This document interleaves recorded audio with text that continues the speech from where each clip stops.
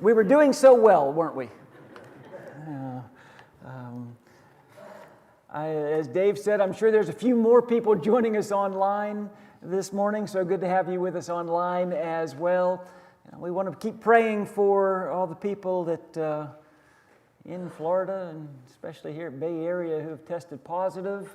It just seems like in the last week, 10 days, things really took a turn. But God's good. We're going to deal with it, and I'm glad you're here today. I'm glad we're together today. So welcome. For the past several weeks, we have been talking about labels and hashtags here, and I've been trying to just talk about some things that I think are important. And last week, I cheated a little bit because I really wanted to talk about Acts 2:42.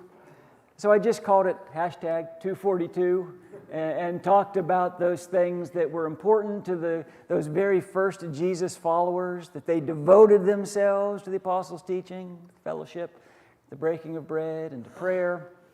This morning, I'm not sure if this is a continuation of our labels and hashtag series, or it's really part 2 of last week's sermon. As Forrest Gump would say, I think maybe it's both. Because today I want to talk to you again a little bit about this idea of community, but I want to do it through a little bit of a different lens. Now, quite often, the problem that we have with community is the community that I want to be a part of, they don't necessarily want me a part of their community, right? You ever run into that? The group that I want to be a part of, all these great people, I'm not really great enough to be a part of that group. I want to be in that group, but that group doesn't want me to be there. That word exclusive, it's kind of a big word when you talk about community. Gated communities are exclusive. Country clubs are exclusive. Some schools are exclusive. In my high school, I'm sure it's probably the same in yours, the way things worked in the school cafeteria at lunchtime was everyone sat where they sort of self-selected. You sat at a table according to your level of coolness, right? Was it that way in your high school too? You kind of in the same social strata when you sat down at a table. And I remember when I was in the 9th grade, a member of the varsity football team invited me to come sit at their table. And I was kind of torn. I had a dilemma. Do I leave my nerdy freshman table where I really fit in well just to go sit at the cool table? I mean, am I really that shallow? Well, of course I was. So yes, absolutely. I was excited, but I was really nervous too. So I walk over with my tray, and I'm so nervous, I sit down, but I don't put my tray far enough on the table. And as I sit down, I spill the tray into my lap. Wait, it gets better. We had tomato soup that day. So I have a lap full of tomato soup now. Later that day, I'm walking down the hall, and there's a couple football players past me, and I hear one of them say, "That's the kid that spilled tomato soup in his crotch." So needless to say, I never again was invited to sit at the cool kids' table. But we all have this desire to be a part of community, right? It's just hardwired into us. We want to be a part of something. But again, sometimes the community, the group I want to be a part of, I'm not really invited into that community. I don't really feel like I fit, like I belong. And then sometimes I think we're the ones telling people, yeah, you don't really have a seat at this table. So here's our hashtag for today. We're sticking with hashtags. Hashtag, if this works. I don't think it's, there you go. Hashtag squad goals. Now, if you have a really good memory, you're going to remember that the very first week of this sermon series, I sort of poked fun at squad goals because it's so popular and it's a little bit nebulous as well. Google, which I did, Google the most popular hashtags used in social media. Squad goals is one of them. The idea of what a group of people, a group of friends hope to accomplish. So this morning, we're going to talk about squad goals. King David, wrote this little psalm. We call it Psalm 133. But he makes this great statement. How good and pleasant it is when brothers and sisters live together in unity. How good and pleasant it is when brothers and sisters live together in unity. God has a dream for mankind. His dream is that as brothers and sisters, we can live together in unity. But of course, sin comes along and messes that all up. So Jesus shows up and he recruits a squad. And he originally recruits just 12 guys to be in his squad. Remember, we call them the apostles. Jesus called them one by one. Peter, Andrew, James, and John. Then came Philip, Thomas too, Matthew, and Bartholomew. Why are you looking at me that way? You know that song, don't you? Thank you. I'm here all week. You know that song, right? You've heard that song. Okay, some of you need to spend some more time in Faith Lane. But yeah, Jesus goes out and he handpicks 12 men to be part of his squad. Now, I'm sure that these 12 men didn't think at the time, wow, we are now the 12 apostles. We're going to be famous. The little kids are going to sing songs about us. No, these are just 12 men who Jesus said, come with me, and they decided, I'm going to go with you. So this morning, I want to talk to you about the 12 apostles. And as I walk through the list, I want you to ask yourself a couple questions. One, why did Jesus choose this guy? Two, how can I maybe identify with this choice? And then three, okay, what can I learn about community? What can I learn about myself? What can I learn about Jesus as we kind of move forward in this thing? So it all started like this. Mark chapter 3. Jesus went up on a mountainside and called to him those he wanted, and they came to him. He appointed 12, designating them apostles, that they might be with him and he might send them out to preach and have authority to drive out demons. So, who is Jesus going to pick? Only 12, which is not a big number. You think about it, a squad of 12, it's not that many. They'd fit in the church van, right? I don't think that 12 was a random number, by the way, but he chooses 12 men. Who's he going to choose? Well, it's going to have to be people who have some real leadership ability. It's going to have to be some men who really are influencers. He's going to have to choose the movers and shakers of Palestine if this thing that he's hoping to launch is going to really get off the ground. So, here we go. These are the names of the 12 he chose. Simon, he renamed him Peter. James and John, the sons of Zebedee, but Jesus nicknamed them sons of thunder. Andrew, Philip, Bartholomew, Matthew, Thomas, James, son of Alphaeus, Thaddeus, Simon the Zealot, Judas Iscariot, who later betrayed him. 12 men.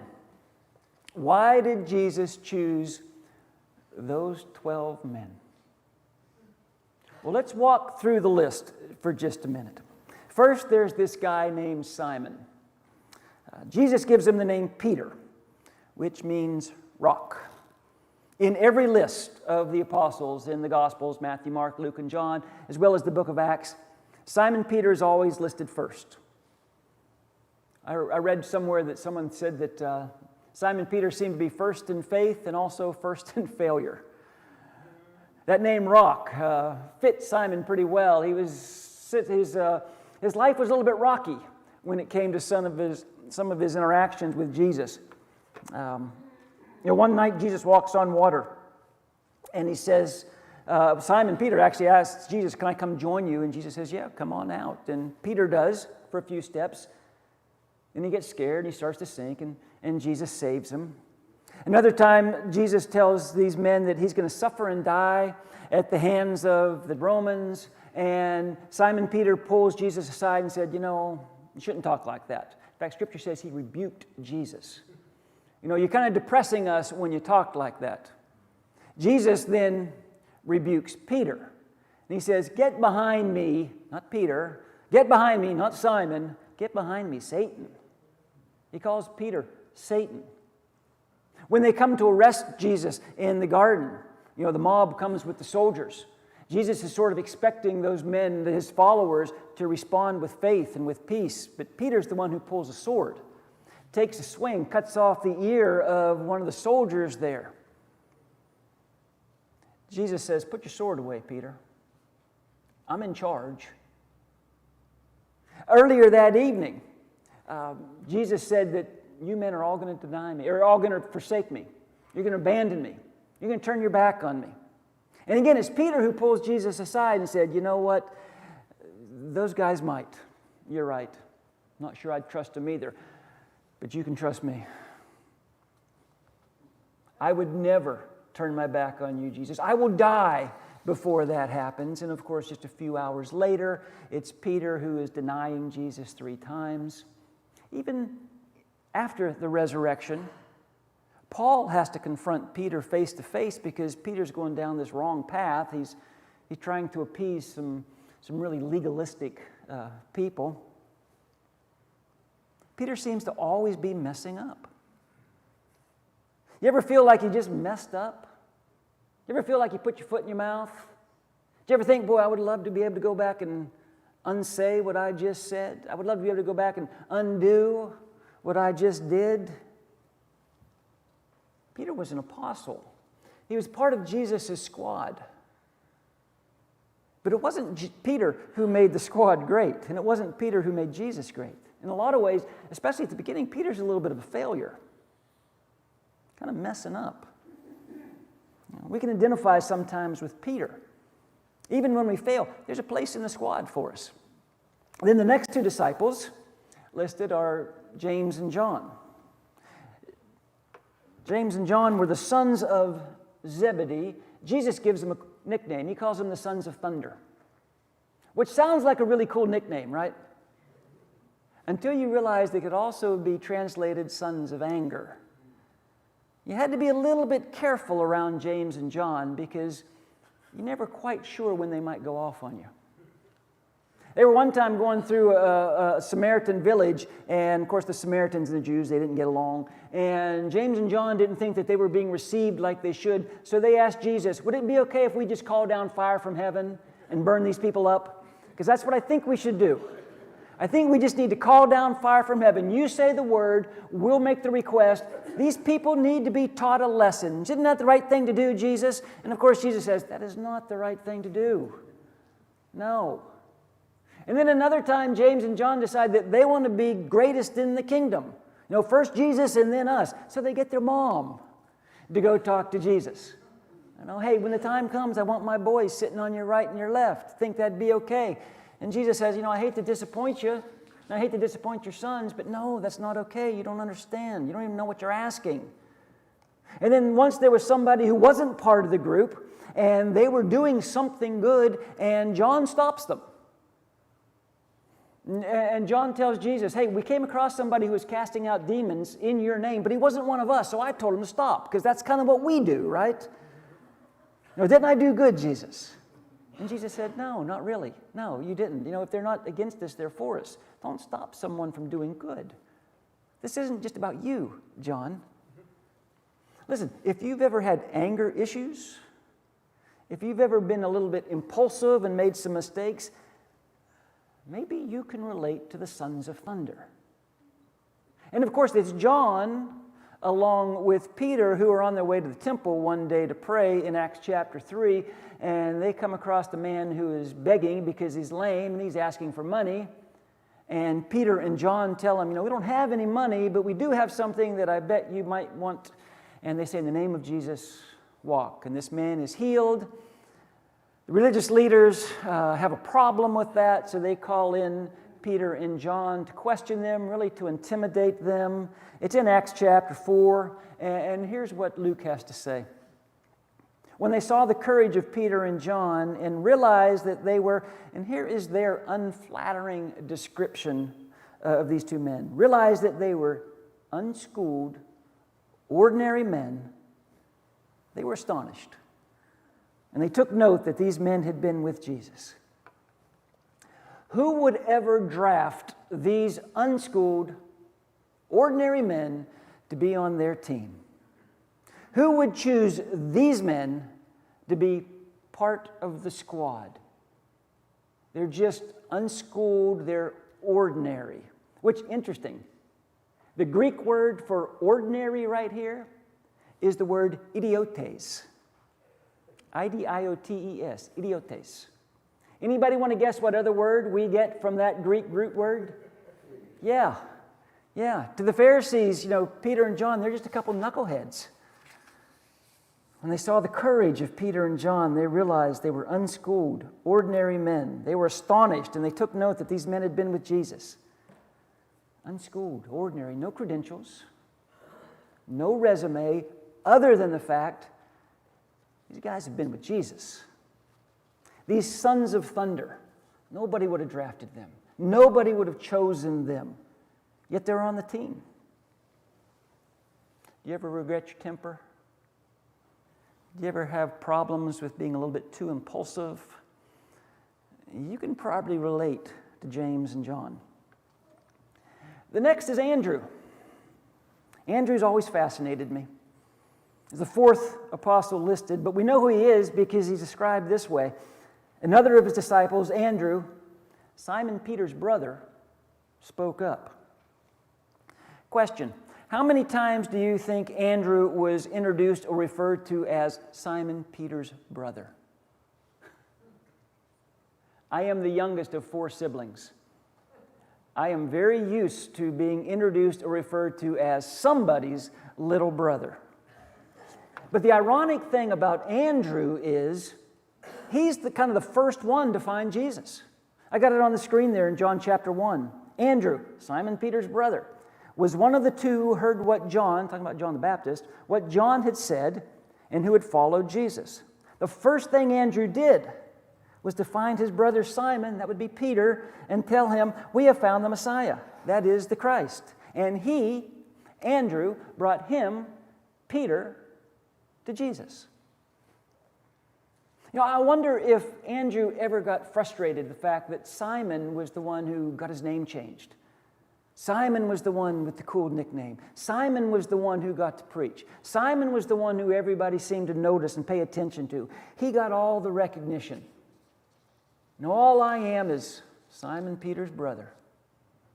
No one ever referred to Peter as Andrew's brother. It was always the other way around. One of my favorite television shows is Everybody Loves Raymond. I still watch the reruns. And if you know that show, you know the dynamics is this guy named Ray who is the family favorite all the time. There's always a tension between him and his brother Robert. And every couple shows, Robert will shake his head and roll his eyes and say, everybody loves Raymond. I wonder how many times Andrew thought, everybody loves Peter. But the great thing about Andrew is he was always bringing people to Jesus. Almost every time we see Andrew, he's bringing someone to Jesus. We just on the screen there, he brought his brother Simon to Jesus. Once Jesus was out preaching in a huge crowd, everybody was hungry. There was no food, except Andrew found a little boy with some bread and some fish. He took him to Jesus. There were some Gentiles that were following them around, and nobody knew quite what to do with the Gentiles. So Andrew took him to Jesus. Andrew seems to always be introducing people to Jesus. I don't know, maybe in your own family you feel like your identity is somewhat limited. Maybe you feel like an afterthought sometimes. Maybe you can identify with Andrew, introducing people to Jesus. Jesus called them one by one. Peter, Andrew, James, and John. Then came Philip. We don't know a whole lot about Philip. One thing we know is he was from the town of Bethsaida, as was Andrew and Peter, as was James and John. So here you have these 5 men from the same little place who would have known each other. So you got this little thing going on with these 5 guys, 5 out of the 12. And there's a little clique already. And these other 7 men had to figure out how they're going to kind of break into that. You know, when a church has been around for a while and people have been doing life together for a while, it's really easy, it's really natural. I don't think there's anything wrong with it either, but we get really comfortable with each other. We know how things work. We know what to expect. We get to be a pretty tight group. I know there's some people here, some people online who have been here for a long time. Those of you who haven't, I hope you're here for a long time.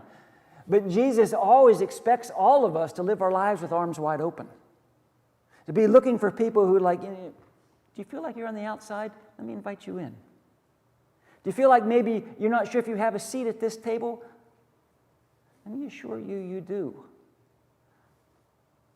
Who can we invite? Then there was a guy named Thomas. We've all heard the phrase doubting Thomas. That's what we call him. That's not what they called him. They didn't call him doubting Thomas. They called him Didymus. John chapter 20, now Thomas called Didymus, one of the 12. A chapter later, Simon Peter, Thomas called Didymus, and then another list. Didymus is the Greek word for twin. Thomas was a twin. Now, to us, that's a cool thing. Twins are kind of a cool thing to us. It wasn't such a cool thing in the ancient world. Because in the ancient world, childbirth was very dangerous. It wasn't unusual for the child or the mother to die in childbirth. So, twins, multiple birth, was even more dangerous. In the ancient world, the idea of twins, that was a bad thing. It was even a bad omen. Plus, in the ancient world, it was the oldest son who received the birthright. The oldest son was the one to carry on the family name. The oldest son was the most important. So if you had twins born and both of them were boys, there was a little bit of tension there. Think Jacob and Esau, right? Because the oldest son mattered. The youngest, the second born, the younger twin, not so much. In fact, historians say that in the ancient world, sometimes the second son born in multiple births, they were just called Didymus.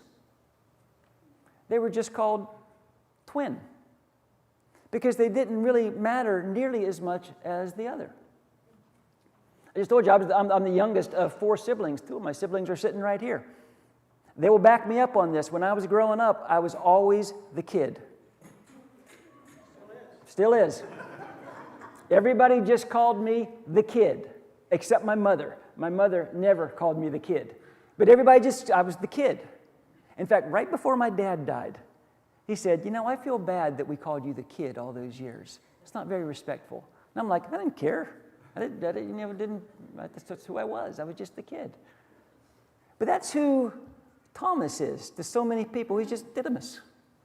Again, this is the one that's overlooked. He's the one that doesn't really count. He's an interesting guy, Thomas. He's an apostle, but he is a doubter. There's a reason we call him Doubting Thomas. He's a believer, but he's also a skeptic. Remember one time Jesus is going to Bethany. He's on his way there to raise Lazarus back from the dead. And they have met some opposition in that area before. So John chapter 11, Thomas, called Didymus, said to the rest of the disciples, "Let us also go, that we may die with him." We're all going to die, let's go. He's going to die, let's go die with him. Not the greatest pep talk, right? I'm not sure that Thomas was the most cheery guy to be around, but there was a place for him. He was on the squad. Do you ever have doubts? Do you ever think, I pray, but I'm not sure it does any good? You ever skeptical? You can probably relate to Thomas. There was room for Thomas. Jesus saw something in these men that I'm sure they didn't even see in themselves. This idea of Christian community. It's not about, can I be around people who just constantly build me up and make me so much better? Can I be around people that, can help me with my business? This isn't a networking thing. It's not always glamorous either. Let's face it. Christian community sometimes is really hard.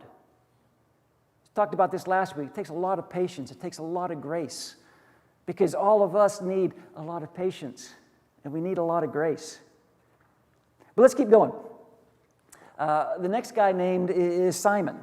So this is the second Simon now in the group, and distinguish him between Simon Peter. This man is referred to as Simon the Zealot.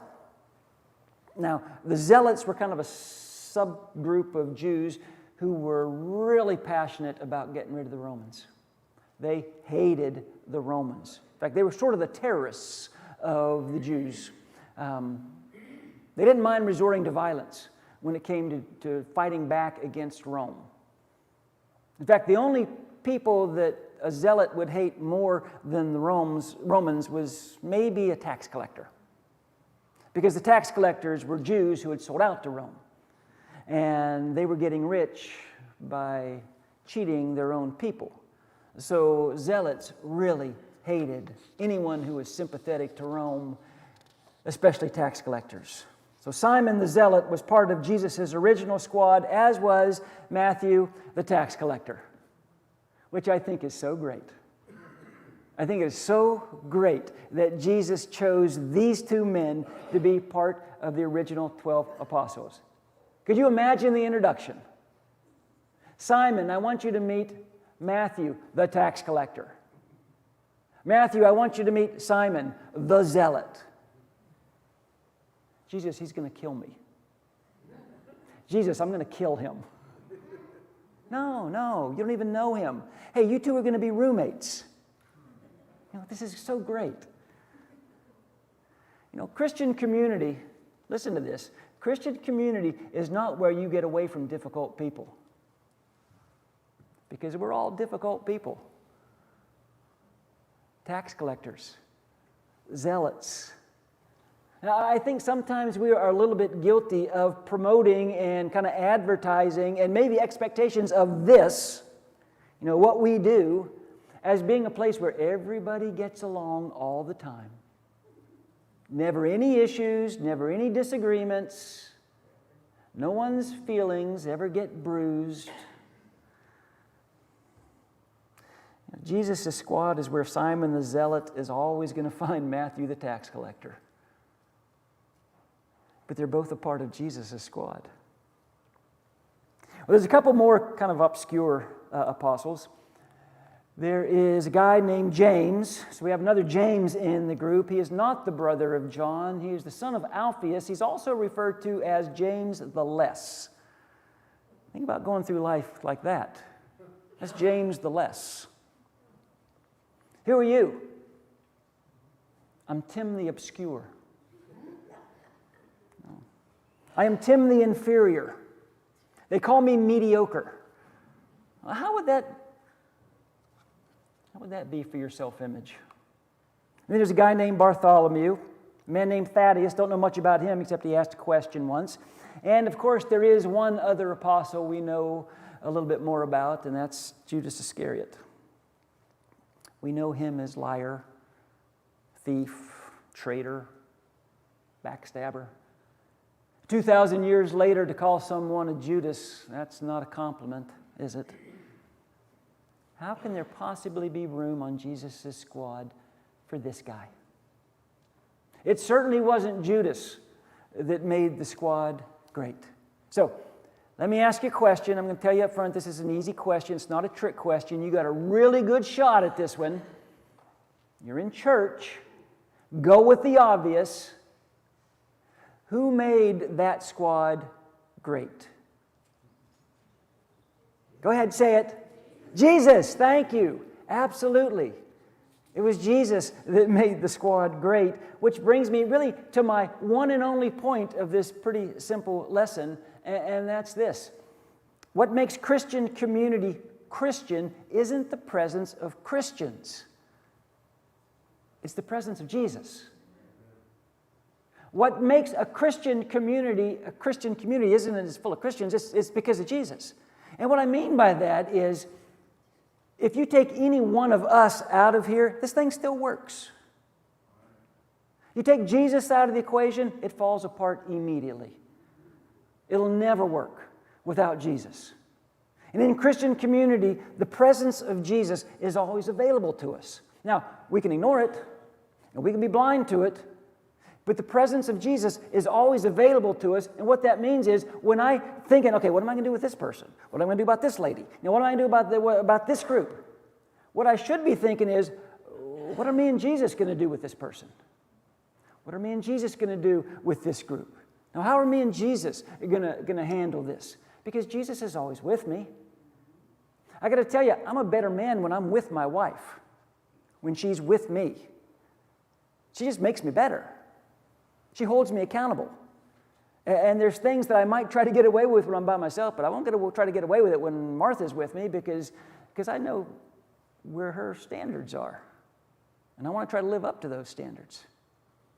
I know where Jesus' standards are. I'm a better person when I realize Jesus is with me. So this whole idea of community, it's always me and Jesus. When I'm dealing with one of you, it's me and Jesus dealing with one of you. And I hope it's you and Jesus dealing with me. And that changes the dynamics. That changes everything. We're talking squad goals here. So let me end with a squad goal, a pretty famous squad goal that Jesus gave these men and by extension gave us. Go and make disciples of all nations, baptizing them in the name of the Father, the Son, and the Holy Spirit, teaching them to observe everything I've written. Surely I'm with you always to the very end of the age. Hashtag squad goal. We're the squad. That's the goal. To be disciples who make disciples. To baptize in the name of the Father, the Son, and the Holy Spirit. To teach everything. Everything that Jesus commanded us. To teach people to love God. Teach people to love Jesus. You know, God has a dream. How good and pleasant it is when brothers and sisters live together in unity. It's God's dream. But we can never do it alone. You know that. We could never do this alone. You think about the world we live in. You think about the racial violence. You think about the religious violence. You think about the domestic violence. But Jesus comes along and he starts this movement. And he starts it with these 12 of the most unlikely people you could ever imagine. Chronic mess-ups, sons of thunder, big-time doubters, little cliques going on, somebody's forgotten kid brother, people who can't get along with each other, deceivers, deniers. And who would have thought that 2,000 years later, all over the globe, this thing would still be growing? And who would have thought that 2,000 years later, we are invited to take part of this?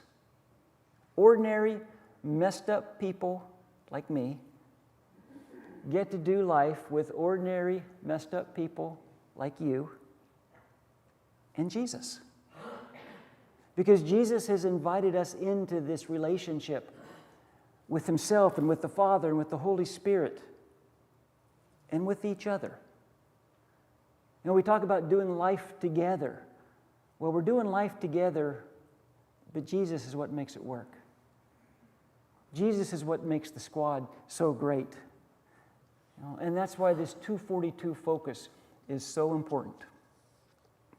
And that's why we have and we will talk about this 242 focus of being devoted to the apostles' teaching, to the fellowship, to the breaking of bread, and to prayer. I hope that you'll all be a part of it. Dave's got a song that we're going to use as a song of encouragement. If you're joining us online, there's going to be a link where you can ask for prayers or a follow-up. If you're in the auditorium this morning and you just need to share something with the family here, you can meet us down front. Let's be standing as we sing.